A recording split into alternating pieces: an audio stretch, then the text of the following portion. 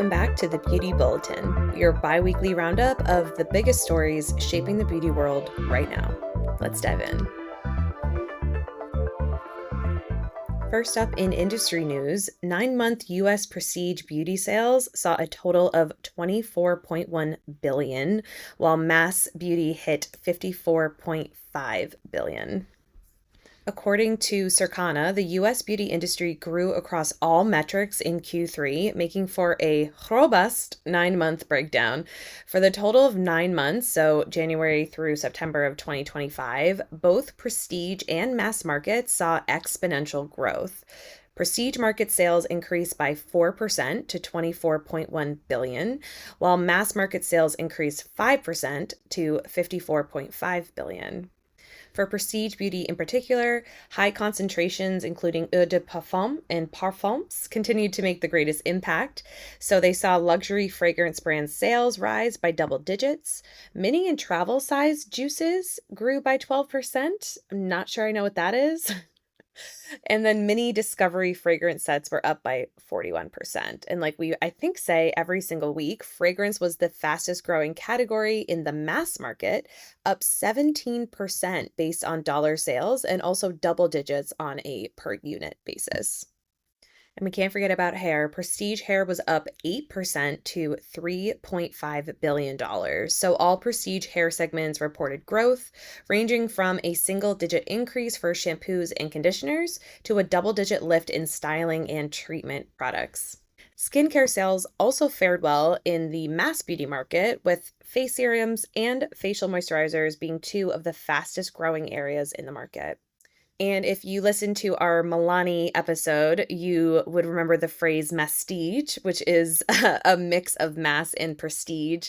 And a lot of brands kind of aim for that mass market pricing with prestige formula or prestige packaging. And the prestige brands specifically continue to outpace both mass and prestige brands, increasing by over 14% through September. So basically, all this looks really good for the year, but particularly as we start to head into Q4, or specifically the holidays. So according to Larissa Jensen, who's the global beauty industry advisor at Circana, she said, quote, "The beauty industry had a really stellar third quarter, and in fact, the growth rate has ramped up when we compare the past 3 quarters of 2025, which bodes well stepping into the holiday season.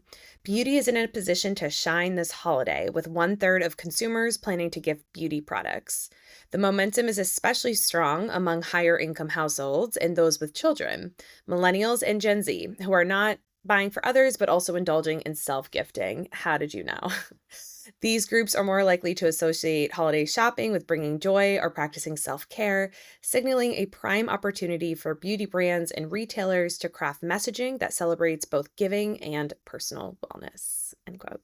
And moving on with high sales news, e.l.f. Beauty actually released their Q2 results for 3 and 6 months, which ended September 30th of this year. For 3 months, they saw their net sales increase 14% to $343.9 million. And then for 6 months, they saw the net sales increase 12% to $697.7 million. They said their growth was driven by both retailer and e-commerce channels in the United States, but also internationally. When compared to their fiscal 2025, the outlook for fiscal 2026 for e.l.f. reflects an expected 18 to 20% increase in net sales. For fiscal 2025, net sales totaled $1,314 million. So for 2026, net sales are projected at either $1,550 million to $1,570 million. e.l.f. Beauty's chairman and chief executive officer Tarang Amin had this to say about their results. Quote, "Our Q2 results, which included 140 basis points of market share gains," I'm sorry, I don't know what that means, but it sounds good, "for our namesake e.l.f. brand and record-breaking launch of Rhode in Sephora North America are a continuation of the consistent category-leading growth we've delivered over the past 27 quarters. We remain confident in our strategy to grow market share and capitalize on the significant white space ahead of us," end quote. I feel like every week we have an Estee Lauder story. So in this week's Estee Lauder story, They announced a minority stake in Xinu, which is a Mexican luxury fragrance house. And this is the first time the beauty giant has invested in a Latin American brand.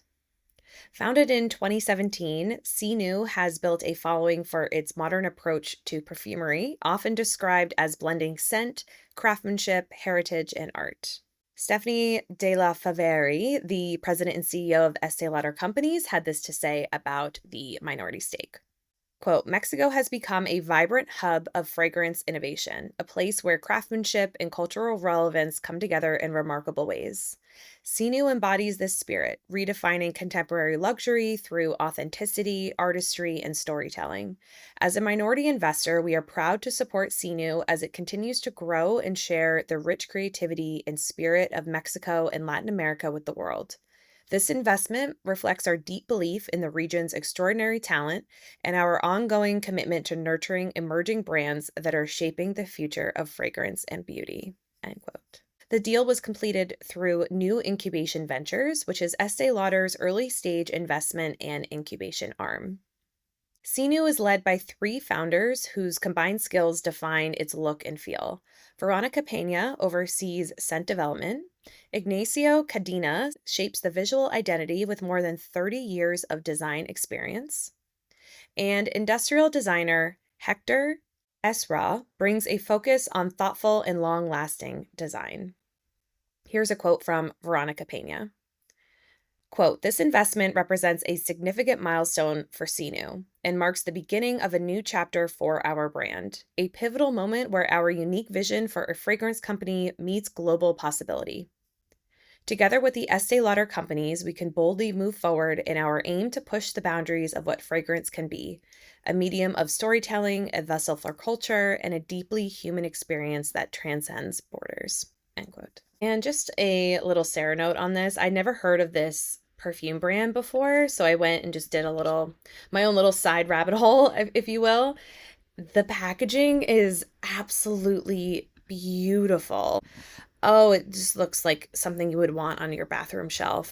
In kbeauty news, South Korea's largest beauty retailer, Olive Young, has announced plans for the U.S. They announced their first U.S. location is going to be slated for May of 2026. It's going to be in Los Angeles's Pasadena neighborhood, followed by the Westfield Century City the same month.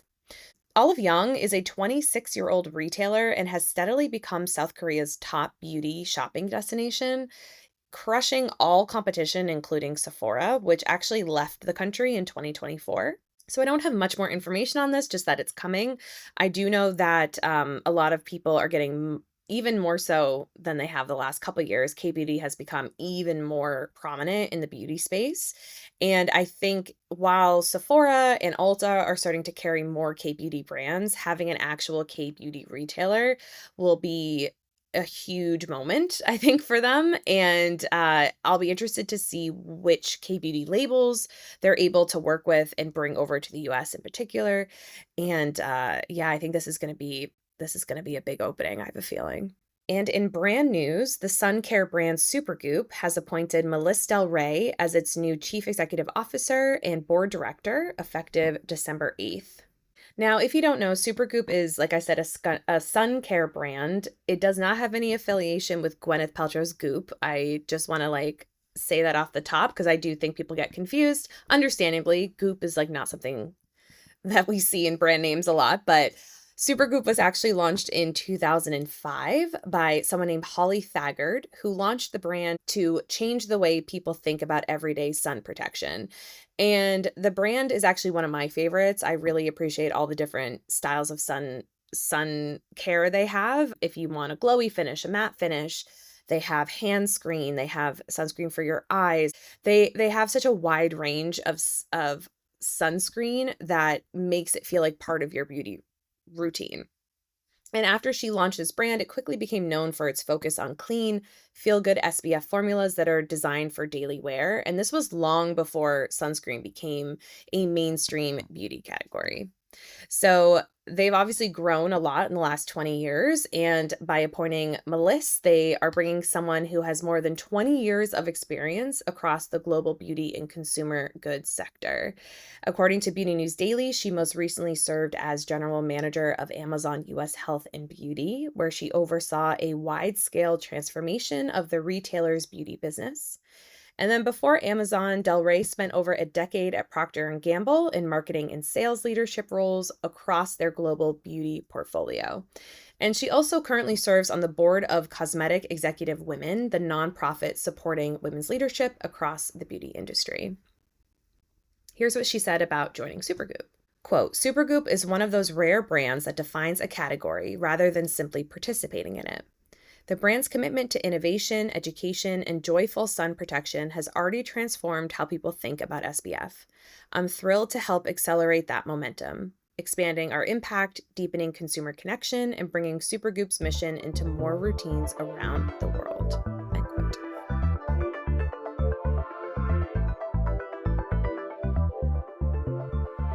All right, moving on to launches. Hourglass founder has launched a new brand. Again, according to Beauty News Daily, the Hourglass founder, Carissa Jeans, is creating a new beauty brand called Outside In. This is inspired by the interplay of nature and light and driven by modern innovation. So it's her next evolution in high-performance formulas, and true to form, it's all about texture, luminosity, and ultra-comfortable wear. This follows her acquisition and relaunch of the body care brand Nature of Things back in September. So the main part of this launch is the Silk Serum Foundation. It's $64, and it's a hybrid formula that blends the fluidity of a serum with the coverage of a foundation. Powered by niacinamide and hyaluronic acid, it suspends light diffusing powders in a weightless liquid base to blur, refine, and deliver that soft focus radiance that instantly lifts the complexion.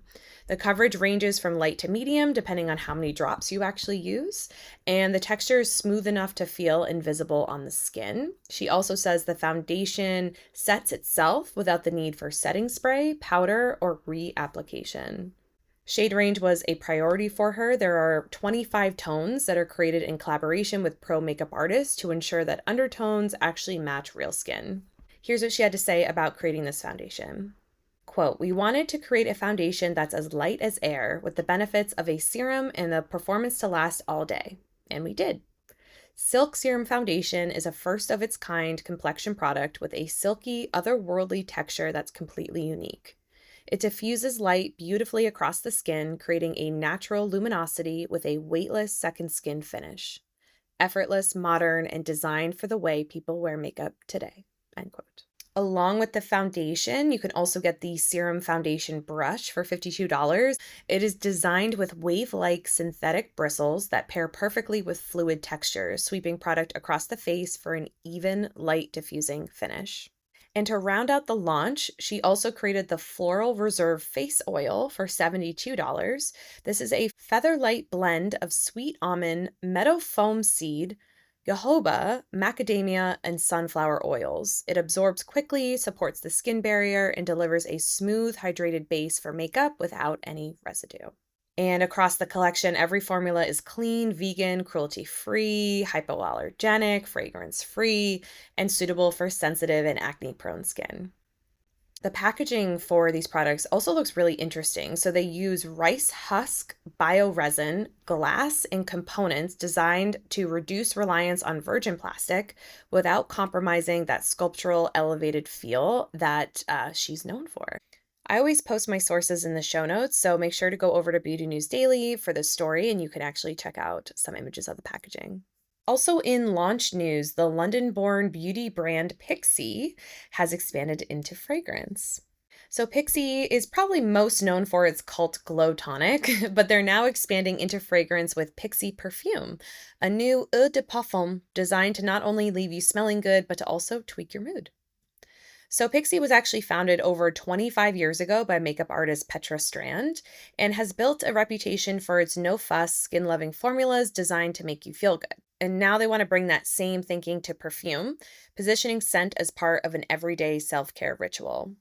So again, according to Beauty News Daily, Fig, Rose, and Mimosa launched the collection, each crafted to either be worn alone or layered to create a personalized scent. I think that's going to be something you're going to see more of, by the way, in the future. So Pixi Fig is an earthy, creamy, grounding scent featuring notes of citrus, fig leaf, and iris. Pixi Rose is a romantic modern floral that blends rose with lemon, lily, and jasmine. And Pixi Mimosa is a bright, joyful fragrance that combines notes of green leaves, pear, violet, and amber. Each scent is vegan, cruelty-free, and paraben-free. They're priced at, it looks like about $18 or 15 pounds for 15 milliliters. And you could also get a full trio if you want to go hard and just know you want all three. You can get all three for $36. Here's what Petra, the owner of Pixi, had to say about creating the scents. Quote, "From the very beginning, Pixi has been about creating little moments that make you feel beautiful and confident. Scent has always held a special place in my heart because it can change how you feel in an instant. It can comfort, uplift, or transport you. These perfumes are my way of bottling that feeling, moments of joy, calm, and glow you can carry with you wherever you go." End quote. Revlon has announced a global fragrance license for the sportswear brand Champion.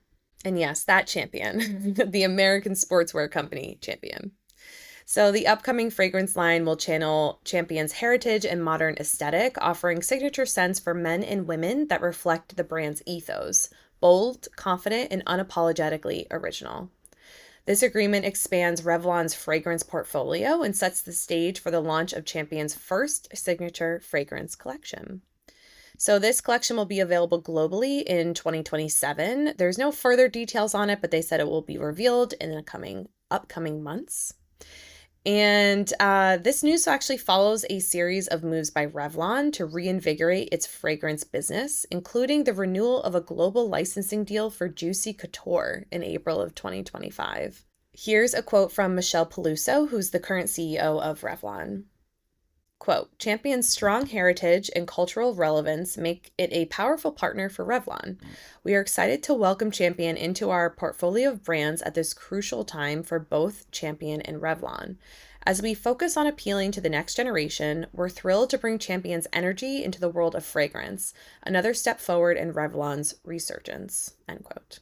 And here's a quote from Jared Weber, who's the global president of sports and lifestyle at Authentic Brands Group, who's the owner of Champion. Quote, "This partnership with Revlon is a natural extension of Champion's evolution. As we expand our footprint in fashion and lifestyle, fragrance is the next frontier. And Revlon, a long-standing, trusted, and proven partner to Authentic, is uniquely positioned to help us craft a sensory experience that resonates with our global audience." End quote. I will be very curious to know what these smell like. And lastly, in launch news, Kimchi Chic launched officially at Ulta. So Kimchi Chic is a cosmetics brand founded by drag queen Kim Chi, who starred on season 8 of RuPaul's Drag Race. So the brand will expand its retail footprint by launching at Ulta, bringing its top-selling products to an even broader audience. The brand will release bestsellers like their viral Puff Puff Pass setting powder, Undercover Hoe concealer that has got to be one of my favorite names, Teddy Kim full face palette, Candy Girl fake freckle, Thaler blushes, bronzers, contours, and more. Here's a quote from Kim about this launch. Quote, "When I founded Kimchi Chic Beauty, my dream was to break the mold and create a brand that celebrates individuality, creativity, and the transformative power of makeup. The Ulta.com launch is an iconic moment for us, and I'm excited to continue to spread glam and confidence to even more beauty lovers." End quote. The CEO of Bespoke Beauty Brands and the owner of Kimchi Chic Beauty, Stacey Tank, had this to say. Quote, "Ulta is a true beauty powerhouse, a go-to destination with a powerful loyalty program that keeps consumers coming back for more. We're thrilled that consumers can now buy the Kimchi Chic products they love and rack up their Ulta beauty rewards at the same time." End quote.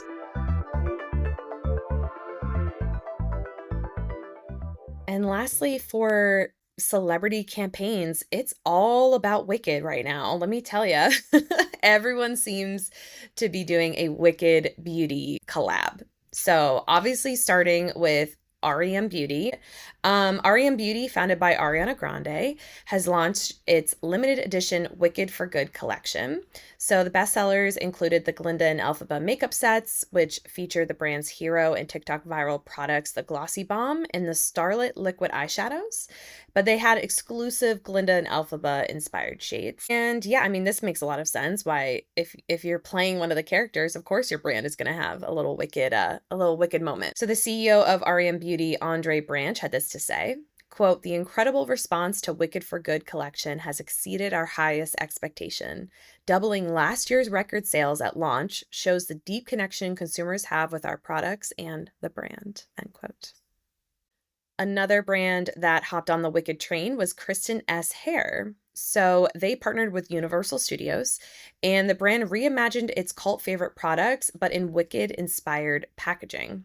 So they have their signature shampoo, signature conditioner, blow dry mist, and their dry shampoo. Again, you can see the link in the show notes, but usually Kristen S packaging, you've definitely seen it at Target. It's like a pale pink, or they have some white. So they pretty much kept that shade the same, but they have just really pretty gold labels.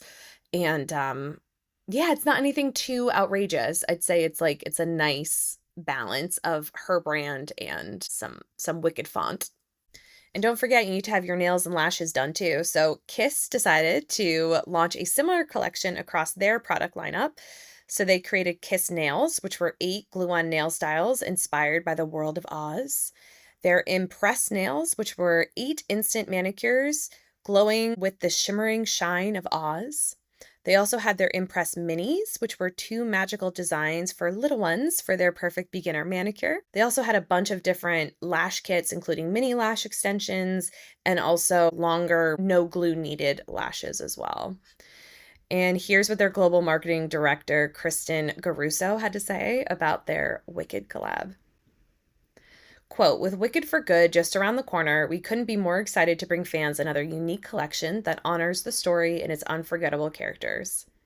This launch continues our celebration of Oz, transforming its magic, drama, and beauty into nail and lash styles made for everyday wear. Whether you're drawn to Glinda's glam or Elphaba's edge, this collection makes it easy to step into the fantasy," end quote.